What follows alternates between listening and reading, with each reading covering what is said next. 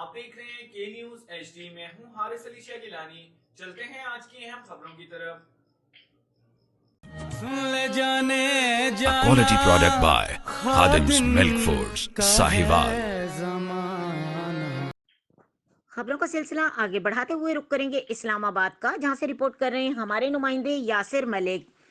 اسلام آباد 26 نمبر چنگی انڈر پاس کی انتظامیہ کے لیے پکار. حکومتی نمائندوں کے دعوے پانی کے بلبلوں کا کردار ادا کرنے لگے. مین جی ٹی روڈ انڈر پاس کی حالت زار NHA کی نااہلی کا منہ بولتا ثبوت ہے.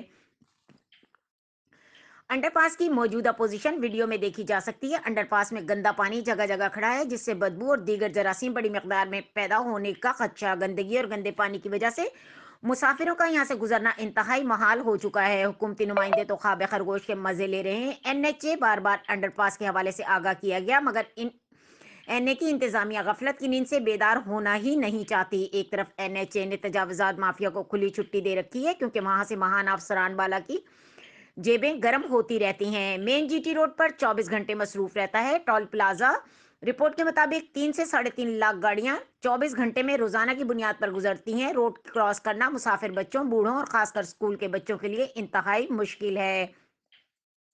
حکومتی نمائندے اسد عمر کے ساتھ NHA کی انتظامیہ کو فوری طور پر انڈر پاس کی حالت زار پر رحم کرتے ہوئے صفائی ستھرائی کے ساتھ ساتھ لائٹنگ کا بندوبست بھی کرنا چاہیے، تاکہ مسافروں اور معصوم بچوں، بوڑھوں کو روڈ کراس کرنے کی جو پریشانی ہے، جس سے بعض اوقات تو ایکسیڈنٹ کے خطرات بھی ہوتے ہیں، وہ ختم ہو جائیں. مزید خبروں اور اپڈیٹس کے لیے ہمارے ساتھ رہیے گا. تب تک کے لیے اپنا خیال رکھیے گا. اللہ حافظ.